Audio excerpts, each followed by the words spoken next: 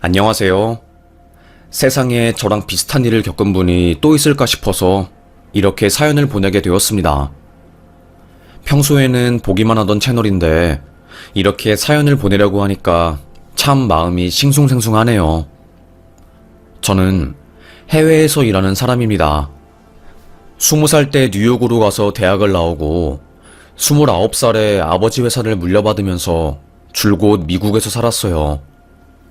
그런데 미국에서 살아본 한국인 분들은 아실 거예요. 묘하게 이질감이 드는 타국살이. 어디에서도 환영받지 못하고 항상 외딴 섬에 둥둥 떠다니는 것 같은 그런 기분은 저를 외롭게 만들었죠. 어딜 가든 동양인이라는 이유로 환영받지 못했어요. 사람들은 제가 명문대를 나오고 사업을 하는 대단한 사람이라고 치켜세우는 동시에 동양인이라는 그 하나만으로 저를 무시하거나 은근히 깊은 속마음까지 안 주는 경우가 허다했지요. 겉으로는 케빈이 최고라고, 케빈이 없으면 안 된다고 하면서 저를 통해서 취할 수 있는 이득은 다 취하더니 제가 자리에서 없어지면 저의 뒷담을 심하게 까대는 그들이었습니다. 저는 그런 문화에 환멸이 났고 종종 길거리에서 가해지는 인종차별 때문에 마음의 상처는 더더욱 깊어지는 상황이었어요. 그 무렵에 아버지 건강이 안 좋아지면서 미국에서 사업을 접고 한국으로 들어오게 되었고, 저도 아버지에게 아버지, 저도 고향에서 살고 싶습니다. 미국이 아무리 기회의 땅이라고 해도 저에게는 너무나도 살기 벅차고 힘든 곳인 것 같아요. 아버지, 저 미국 말고 한국으로 가고 싶습니다. 아버지도 알겠다고 동의를 해주셨어요. 미국에서는 제가 작디 작은 동양인에다가 보잘것없는 사람인 줄 알았는데 한국을 와보니까 그게 아니었던 겁니다. 한국에 가니까 사람들은 저를 신기하고 대단한 사람으로 봐주기 시작했어요. 미국 명문대에서 공부를 하고 체격도 있고 영어도 잘하고 좋은 차, 좋은 옷, 좋은 집에서 살면서 사업까지 하니까 저를 대단한 사람 취급을 해주더라고요. 한국도 마찬가지겠지만 미국의 경우 동양인이 초라한 행색에 없어 보이는 모습을 하면 바로 무시하고 서열 낮은 사람으로 인식이 되거든요. 저도 마찬가지였죠.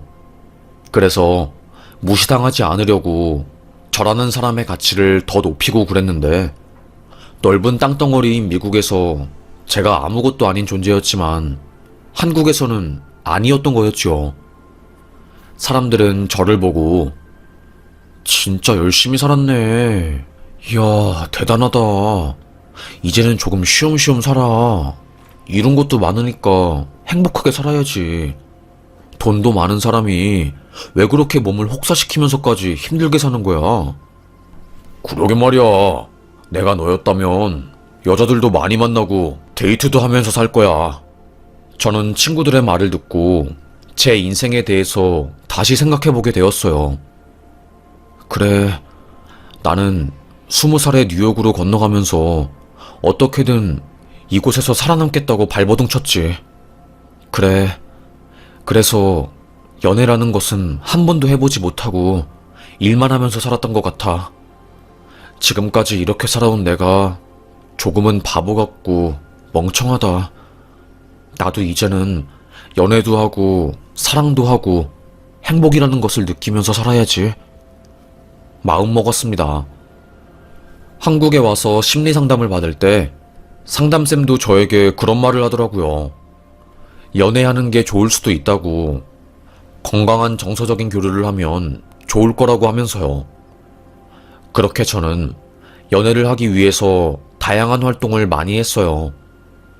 소개팅 같은 건 오글거려서 못할 것 같고 자연스러운 만남이 저에게 가장 좋을 것 같다는 생각이 들었지요.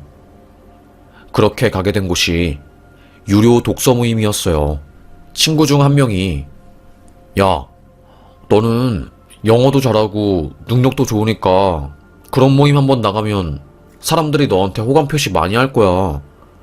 그러니까 거기 가서 여자친구 만드는 것도 나쁘지 않은 선택이라고 본다, 나는.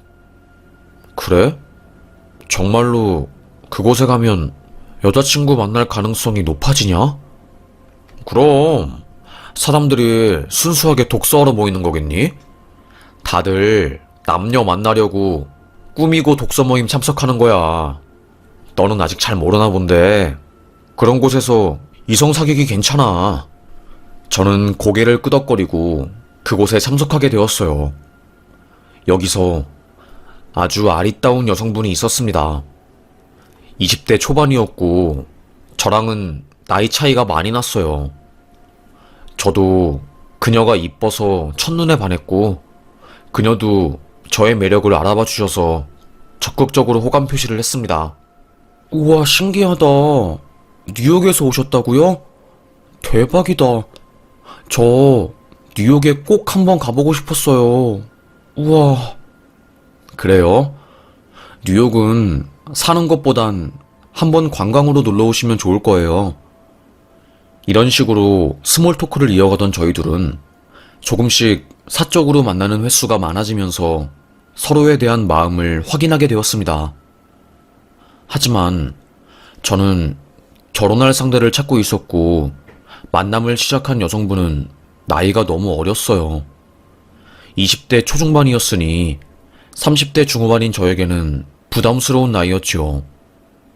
그래서 저는 정중하게 사실 나는 결혼할 여자를 찾고 있어요. 그런데 보라 씨는 너무 이쁘고 나의 이상형에 거의 100% 부합하긴 하지만 결혼까지는 힘들 것 같아서 우리 더욱더 깊은 관계로 빠지기 전에 이쯤에서 정리하는 게 좋을 것 같아요. 저의 말에 그녀는 충격을 받은 듯한 눈빛을 보냈습니다. 저도 너무나도 마음에 드는 그녀와 헤어지는 게 가슴 아팠어요. 그러다가 며칠 뒤 그녀가 저에게 연락을 했습니다. 오빠, 나 아이 가졌어요. 오빠 아이 가졌다고요. 심장이 쿵 떨어질 것만 같았죠.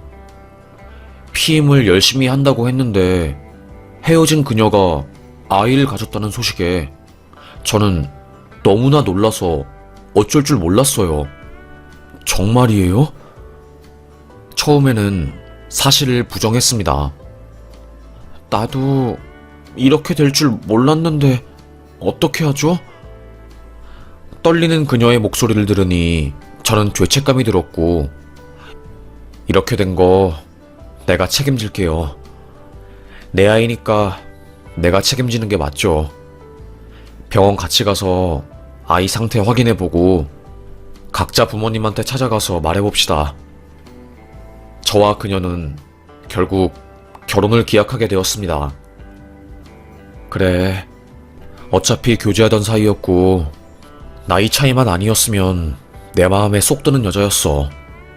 나도 나이 차이 때문에 좋은 여자를 놓칠 뻔한 거니까 이번 일은 차라리 잘 된 거라고 생각하자. 그렇게 저는 엄마 아빠에게 말했어요. 엄마 아빠, 저 결혼하고 싶은 여자가 생겼어요. 뭐라고, 우리 아들? 여자친구 있는 거 엄마 아빠한테 말 안 했잖아. 언제 생긴 거야? 그리고 어떻게 결혼까지 결심하게 된 거야, 아들? 어휴, 진짜 놀랍네. 예상하지 못한 저의 결심에 부모님은 모두 놀람을 금치 못했어요. 그도 그럴 것이 맨날 조용하게 한국 생활하고 있는 줄 알았는데 독서 모임에 와인 모임까지 다양한 모임 활동에서 여자를 만나려고 다방면으로 노력한 저를 보고 의외라고 생각하신 거였죠. 여자친구도 부모님에게 말씀드렸고 다행히 여자친구 부모님은 큰 반대가 없다고 하셨더라고요. 아무래도 제가 나이가 있긴 하지만 모아둔 돈도 있고 학벌도 괜찮고 외적인 모습도 선한 인상을 가지고 있어서 안심을 한 모양이더라고요. 제 입장에서는 잘 됐죠. 그렇게 여자친구는 제 여자가 되었습니다. 다만 우리 부모님은 혼인신고는 아이 낳고 나서 하는 게 좋을 것 같다. 결혼식도 아이 낳은 뒤에 올리는 걸로 하자. 라고 하셨어요. 저는 아이 낳기 전에 혼인신고부터 시작해서 시까지 올리고 싶었는데 부모님이 이것만은 본인들 의견대로 하고 싶다고 하셔서 저도 어쩔 수 없었죠. 알겠다고 한 뒤 저는 고집을 꺾었습니다. 그래도 제 이상형이었던 그녀가 저의 아이를 가지고 아내가 된다는 사실에 저는 기뻤어요. 친구들도 야, 우리는 네가 일만 하고 맨날 사업하느라 우리 모임에도 안 나와서 평생 노총각으로 살 줄 알았는데 아니네. 네가 승리자다. 어디서 그렇게 이쁘고 어린 여자를 만나서 참 대단하다. 다들 부러워했습니다. 친구들이 부러워하니까 괜히 어깨도 으쓱하고 뿌듯하기도 하고 기분이 좋더라고요. 그러게 나도 내 인생이 이렇게 될지 몰랐다. 여자친구 만들려고만 했지 아내를 만들려는 생각은 안 했어서 나도 이 상황이 신기하네. 비록 뭐 혼전 임신이긴 해도 내 아이니까 기분 좋고 기대된다. 아빠가 된다고 생각하니까 어깨도 무겁고 그러네. 너는 책임감도 있어서 애한테 잘해줄 것 같다 진짜로. 걱정하지 마라. 우리가 보기에는 네가 진짜 괜찮은 남자야. 남자가 인정하는 좋은 남자다. 네 아내는 너 진짜 잘 잡은 거야. 꽉 잡으라고 해. 그렇게 말해줘서 고마워. 좋은 남편이 될 수 있도록 다방면으로 노력 많이 해야지. 친구들은 저의 결혼을 축하해줬어요.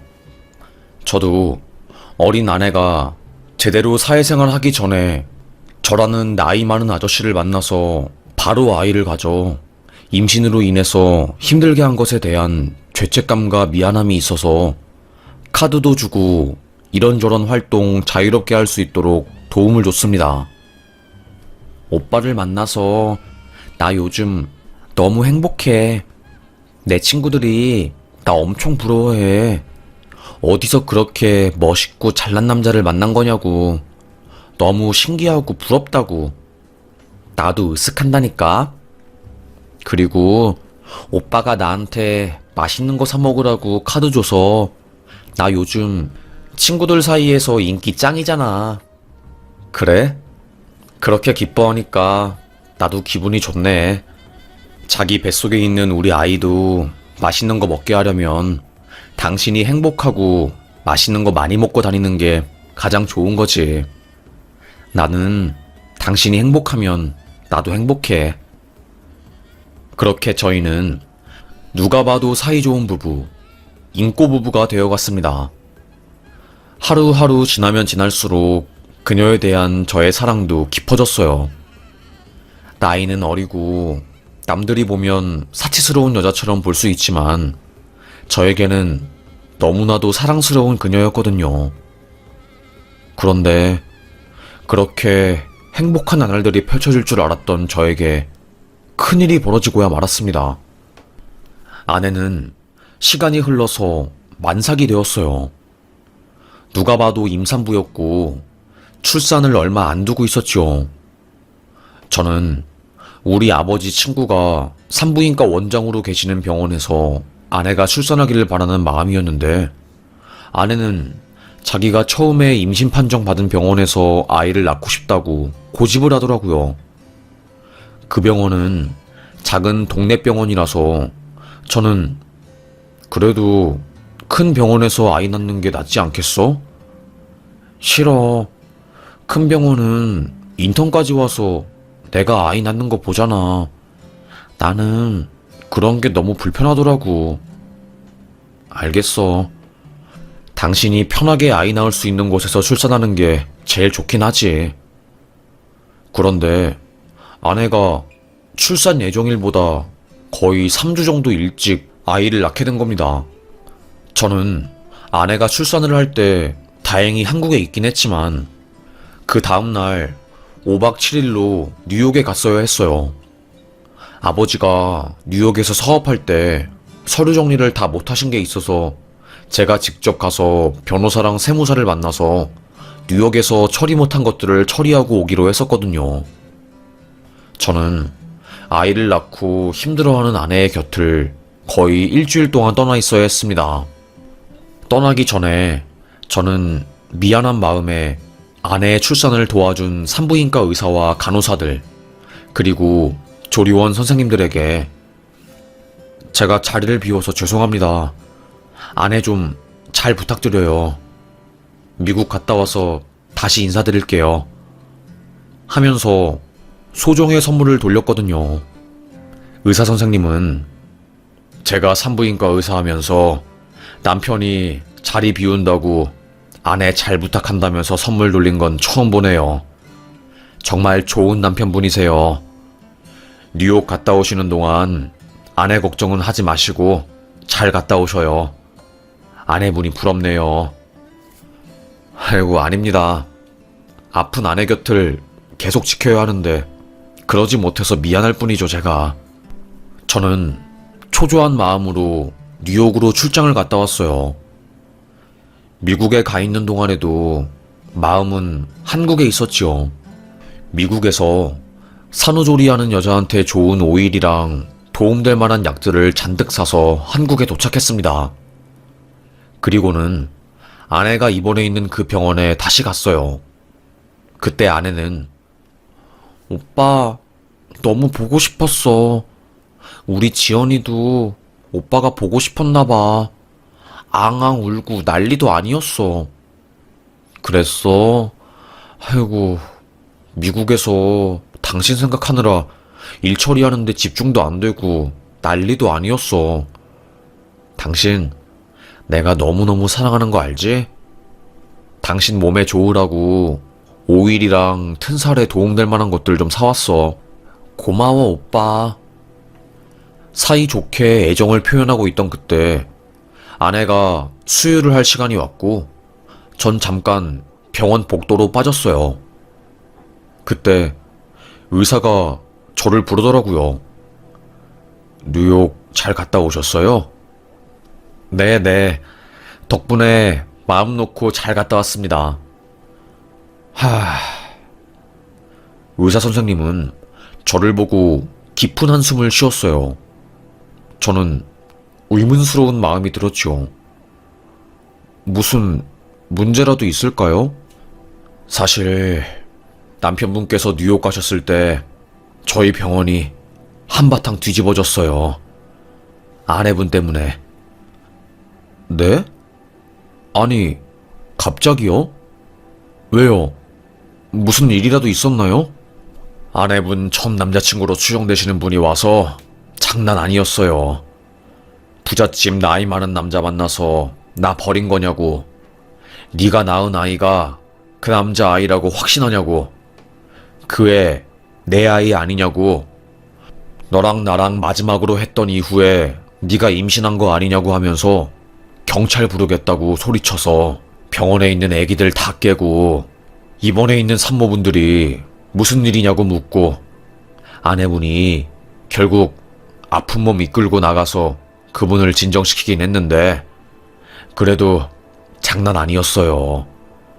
이 이야기를 말해드려야 하나 말아야 하나 했는데 말해야지 제 마음이 편할 것 같아서요. 의사의 말을 듣고 저는 진짜 깜짝 놀랐어요. 알고 보니까 아내는 저랑 만나면서 전남친과 헤어지지 않고 관계를 유지하고 있었고 제가 헤어지자고 하자마자 저를 놓치면 안 될 것 같다는 생각이 들어서 아이를 가졌다고 말하고 저를 꽉 붙잡은 거였어요. 저는 순박하게 아무것도 모르고 아무런 의심도 하지 않고 그녀가 아이를 가졌다는 소식에 그저 책임질 생각뿐이었죠. 저는 일단 참았습니다. 그리고 아내가 병원에서 퇴원을 하고 집에 왔을 때 제가 말했어요. 나 뉴욕 갔을 때 당신에게 전남친 찾아온 거 들었어. 관련 내용도 다 들었고. 뭐? 누가 그래? 병원 사람들이 당신한테 말해줬어? 누가? 그게 중요한 게 아니라 당신이 낳은 우리 아이, 내 아이 맞아? 친자 검사 결과 받아야지 나는 안심이 될 것 같아. 솔직히 말할게. 나는 미국에서 살다 와서 그런지 당신 전남친이나 과거 연애에 대해서 크게 신경 쓰거나 그러지 않아. 그런데 문제는 아이야. 아이 친부가 누군지는 확실히 밝혀야지 나도 그렇고 당신도 그렇고 앞으로 결혼 생활할 때 문제가 없을 것 같아서 나는 그것만 확인하고 싶어. 아내는 나 못 믿는 거야? 이건 아니잖아. 억울해하면서 소리를 질렀어요. 굳이 친자검사 결과까지 받아야지 속이 시원하겠냐고. 누가 뭐라고 해도 이 아이는 당신 아이라고 했지만 저는 깨름칙했습니다. 결국 제가 장인 장모와 우리 부모님한테 이 상황을 말한다고 하니까 결국 알겠다고 친자검사 결과 받아오겠다고 하더라고요. 저도 속으로는 씁쓸했지요. 행복한 결혼 생활이 시작될 줄 알았는데 갑자기 이런 상황이 생기니까 앞이 캄캄하고 막막했습니다. 우울하기도 했고요. 그렇게 3주 뒤 아내가 이거면 됐어? 저번에 면봉에다가 당신 유전자 채취한 거랑 내 유전자 해서 검사한 거야. 확인 결과 일치로 나왔고 이거면 됐냐고 하면서 저에게 우편봉투를 팍 던지는데 확인을 해보니까 제 아이가 맞더라고요. 저는 알겠어. 내가 당신 속상하게 한 건 다 미안해. 일부러 그런 건 아니야. 앞으로 우리 딸 그리고 당신 바라보면서 살 거니까 이거는 내가 약속할게. 그렇게 저는 아내의 과거를 다 덮고 아이와 아내를 위해서 살았어요. 부모님들과 장인 장모는 이런 소동이 있었는지 모르는 상황이었고요. 괜히 부모님까지 이 상황을 알면 더 복잡해지고 소란스러워질 것 같아서 비밀로 했습니다. 그렇게 저는 괜히 의심한 아내에게 미안해서라도 더더욱 열심히 일을 하고 돈 벌어오는 것에 치중을 했어요. 그러다가 아이가 밥도 잘 못 먹고 이상한 부분이 있어서 병원에 검사를 받으러 갔는데 심장 중격 결손, 그러니까 심장 잡음이라고 구멍이 난 거를 발견했어요. 수술을 하면 좋아지는 병입니다. 고칠 수 있어요. 신생아한테 주로 발생되는 현상이고 아무래도 어린 나이에 수술을 하는 거다 보니까 가슴 사이에 흉해질 수는 있습니다. 아이가 수술을 받기 위해서 혈액형 검사를 하고 다시 세부적인 검사를 하게 되었어요. 그런데 그때 아이 혈액형이 제가 알던 혈액형이 아닌 겁니다. 저는 AB형이고 아내는 B형이었어요. 그런데 딸이 O형이라는 겁니다. AB형과 B형 사이에서 O형은 나올 수 없었어요. 순간 친자검사 결과지가 생각이 났어요. 뭐야? 분명히 아내가 나한테 보여줬던 그 결과지에서는 내 아이가 맞다고 나왔는데 이게 어떻게 된 일이야 정말로. 말도 안 돼. 대체 무슨 일인 거지? 저는 무척이나 혼란스러웠습니다. 집으로 가서 서랍에 두었던 친자검사 결과지를 가지고 거기에 적혀있는 단체 번호로 전화를 했습니다. 친자검사 결과지 위조인지 확인하려고 전화드렸습니다. 여기 위에 있는 등록번호로 위조 사실 확인할 수 있을까요? 네, 확인할 수 있습니다. 잠시만요. 연결 부서로 전화 넘겨드리겠습니다. 저는 연결된 부서 사람에게 친자검사 결과지 등록번호를 말했어요. 이거는 저희 쪽에서 발행해드린 친자검사 결과지가 아닌 것 같습니다. 없는 등록번호로 나옵니다. 그리고 방금 보내주신 팩스로 검사 결과지 확인해봤는데 저희 쪽 양식이랑 달라요. 기관명만 저희 쪽으로 되어 있지 저희가 공식적으로 발행해드린 거랑은 완전히 다릅니다. 위조 가능성이 있네요. 심장이 쿵 했어요. 저는 아내 몰래 딸과 저의 친자 검사를 다른 기관에 맡겼고 그곳에서 판정을 받았어요. 친자 불일치요. 알고 보니 아내는 검사를 맡겼지만 불일치 결과가 나오자 검사 결과를 조작해서 저에게 우편물을 보여준 거였습니다. 정말로 충격적이었어요. 그때 참을 수 없는 분노가 치밀어 올랐고 저는 장인어른과 장모님에게 이 사실을 모두 말했습니다. 손녀, 제 딸 아니네요. 아니 김서방, 그게 갑자기 무슨 소리인가? 이번에 친자검사 결과 나왔는데 제 딸 아니라고요. 그래도 정이 있으니까 판막 수술 비용은 제가 대드리겠지만 그 이상은 저도 책임지지 않겠습니다. 헤어질 거고 갈라설 거예요. 그리고 민사소송 걸 겁니다. 사기 결혼이니까요. 저의 한마디에 장모님은 한 걸음에 병원으로 달려오셨고 아내에게 대체 넌 무슨 짓을 하고 다닌 거야? 친자검사 결과가 뭐 어쩌고 저째? 어떤 놈이랑 놀러 다닌 거야 너? 아내 머리끄댕이를 잡고 병원에서 소리 지르고 난리도 아니었습니다. 아내는 아니 엄마 뭐 내가 뭘 어쨌다고 나한테 난린데 나는 잘못 없다고. 아 진짜 억울해서 미치겠네. 고래고래 소리 지르고 장난 아니었습니다. 병원 관계자들이 와서 말리고 화가 난 장모님은 끝까지 아내 머리끄댕이를 잡았어요. 저는 당신 나한테 친자검사 결과도 속이고 결혼생활 하려고 했구나. 내 재력, 내 능력 이런 것 때문에 나를 속인 거야. 아무리 돈이 좋아도 그렇지, 편안한 삶이 좋아도 그렇지, 사람을 이렇게 속이면 안 되지. 이건 범죄야. 당신 알아? 당신 지금 나한테 범죄 저지른 거라고. 아내는 아무 말도 못하더라고요. 애만 불쌍하죠. 저는 우리 부모님에게도 이 사실을 말했고 병원에서 우리 부모님과 장인어른과 장모님이 마주쳤어요. 그래도 양심 있는 장모님은 우리 엄마에게 무릎을 꿇고 죄송합니다. 면목이 없습니다. 제가 딸을 잘 키웠어야 했는데 우리 딸이 그렇게 놀러 다니는 거를 좋아하더니만 결국에 사고를 치네요. 정말 너무너무 죄송합니다. 엉엉 울었습니다. 그렇게까지 서럽게 우는 사돈댁한테 우리 엄마는 더 이상 뭐라고 하지도 못하고 뭔 이런 일이 다 있어요? 내가 애를 뉴욕에서 공부시키고 좋은 어른으로 자라게 하려고 엄청 노력했는데 사람 잘못 만나서 인생 꼬이고 에휴 됐고 더 이상 말할 것도 없으니 나머지 해결해야 할 건 법적으로 합시다. 그게 깔끔할 것 같네요. 감정으로 호소해봤자 거짓말만 더 할 것 같으니 우리는 더 이상 이야기하지 않는 걸로 합시다.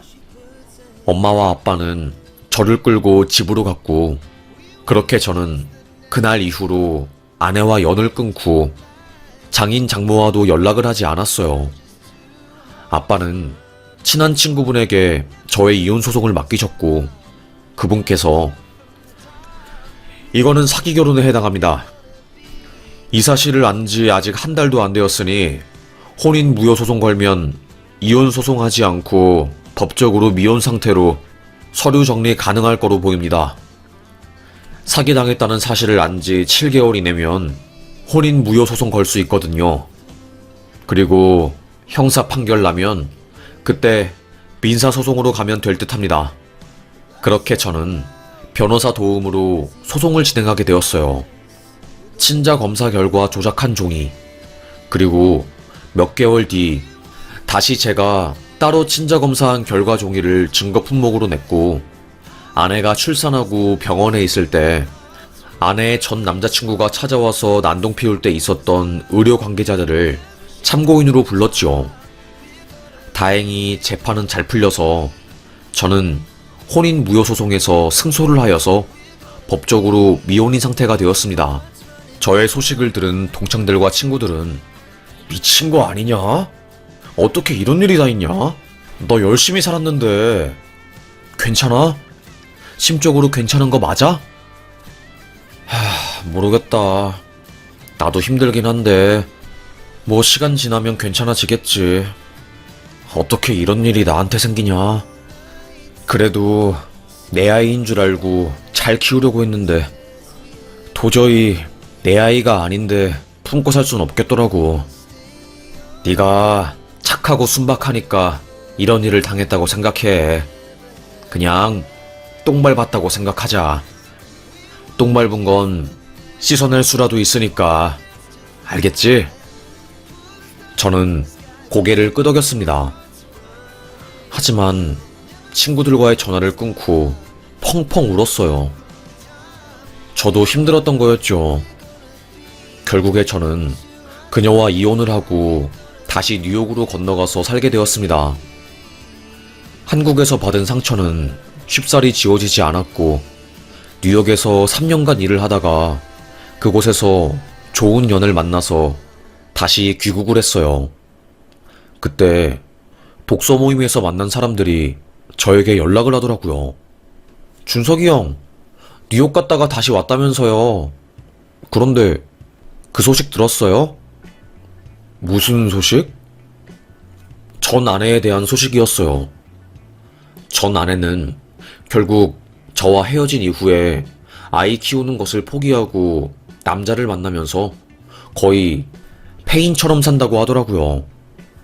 아이는 장모님, 그러니까 전 장모님이 키우시게 되었고, 전 아내는 클럽이랑 이런저런 유흥거리를 즐기면서 알코올에도 중독되고, 심지어는 약에 손까지 대서 감옥까지 갔다 왔다고 하더라고요.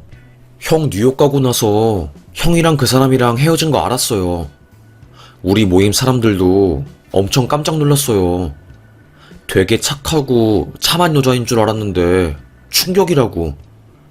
그러다가 우리 모임 안에서 마약 수사대 형사가 한 명 있는데 그 형이 말해주더라고요. 자기 경찰서에 그 여자 왔다고 하면서요. 에휴, 형, 헤어지길 잘했어요. 충격이었어요. 아무래도 전 아내가 그런 일에 휘말렸다고 이야기를 들으니 찝찝하긴 했죠. 저는 그래서 그들에게 말했습니다. 내 전 와이프에 대한 이야기 들려주는 것은 좋은데 그런 이야기 듣는 것도 나에게는 스트레스로 다가오거든. 나는 지금 좋은 여자 만나서 다시 결혼 준비하고 있으니까 전 아내에 대한 이야기는 안 전해줘도 좋은 것 같아. 그래서 이렇게 이야기한 거야. 제가 딱 잘라서 말을 하니까 그 모임 구성원들도 저에게 더 이상 그 여자에 대한 이야기를 하지 않았습니다. 솔직히 저는 그렇게 생각해요. 뒷담을 까는 사람도 잘못이지만 그 뒷담 이야기를 전해주는 사람은 더 잘못이라고요. 이번 일도 비슷한 부류의 상황이라고 생각하고 전 아내에 대한 이야기를 전하지 말라고 부탁을 했네요. 다행히 모임 사람들이 나쁜 사람들은 아니어서 더 이상 저에게 그 사건에 대한 이야기는 꺼내지 않고 지금까지 연을 이어오고 있습니다. 저는 아픈 상처를 극복하고 지금은 재혼? 초혼이라고 해야 할까요? 여튼 다시 결혼을 준비하고 있고 두 번 다시 결혼 생활을 실패하지 않기 위해서 최선을 다하고 있습니다. 나름대로 부단하게 노력을 하는 상황인데 사람 인생이라는 게 노력한 것만큼 흘러가지 않더라고요. 노력은 노력대로 하되 나머지 결과에 대해서는 하늘에 맡겨야 하는 것 같습니다.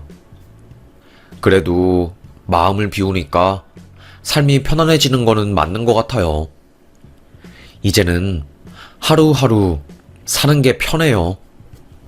예전에는 전쟁 같았는데 그런 느낌은 들지 않으니까 좋네요. 여러분도 삶이 힘들고 포기하고 싶을 때가 많을 거라고 느껴요. 저 같은 사람도 사니까 여러분도 어떻게든 살아 있어요. 그러면 좋은 일이 생기더라고요. 그리고 모든 남녀 관계에서 급하다고 좋은 건 하나도 없는 것 같습니다. 오히려 조급하고 뭔가 빨리빨리 하려고 하는 사람들 보면 사기꾼들이 많더라고요. 저도 한국에 와서 사람 보는 눈이 없는 채로 이성을 만나다가 이런 일을 겪게 되었고, 지금 힘든 마음을 잘 추스르고 어느 정도 극복을 하게 되었네요. 내 아이인 줄 알았는데 내 아이가 아니라는 소식을 들었을 때 그때의 충격은 감히 상상도 못하지요. 그래도 아픈 만큼 성장한다는 말이 있잖아요. 신은 딱 내가 견딜 수 있는 만큼의 시련을 주신다고요. 저는 그만큼 저의 그릇을 넓히는 과정이었다고 생각을 하고 오늘도 하루하루 살아보려고요. 내가 힘든 것은 내가 감당할 수 있는 만큼 힘든 거니까 힘들면 힘들수록 나의 그릇이 커지는 과정이라 생각하고 인내하려고 합니다. 뉴욕에서 인종차별 받았을 때가 세상에서 제일 힘든 순간이라고 생각을 했는데 살아보니 그것도 아니네요. 언제 어디서 힘든 일이 벌어질지 모르니 지금 당장 잘 나간다고 오만하고 자만하지 않고 항상 겸손하게 살아가려고 노력해보렵니다. 저의 노력은 누군가가 알아주겠죠. 평소에 이 채널을 보면서 심적으로 위로를 많이 받았기 때문에 저도 이렇게 저의 인생에서 힘든 일을 극복한 사연을 함께 나누면서 서로 위로해주고 싶어서 이렇게 사연을 적게 되었습니다. 부디 채택되었으면 좋겠네요. 그리고 만약에 전 아내가 이 사연을 보게 된다면 정신 차리고 지금이라도 건강한 삶 살았으면 좋겠습니다. 저는 이제 누군가를 미워하거나 그런 마음이 없어요. 분노는 나를 다치게 할 뿐이더라고요. 힘들지만 내가 너무나도 싫어하는 원수를 용서해야 나도 살 수 있겠더라고요. 여튼 저의 긴 이야기 들어주셔서 감사합니다. 여러분도 건강하시고 긍정적이고 발전적인 하루 되시길 바라겠습니다. 뉴욕도 요즘 너무 덥네요. 다음 주에 한국에 들어가는데 한국 날씨도 꽤나 덥다는데 더운 요즘 지치지 말고 한 걸음 한 걸음 나아가 봅시다. 감사합니다. 모두들 힘든 상황이지만 파이팅 해봅시다. 그리고 건강 조심하셔요. 긍정적으로 생각하면 뭐든 다 풀리게 되어 있답니다. 감사합니다.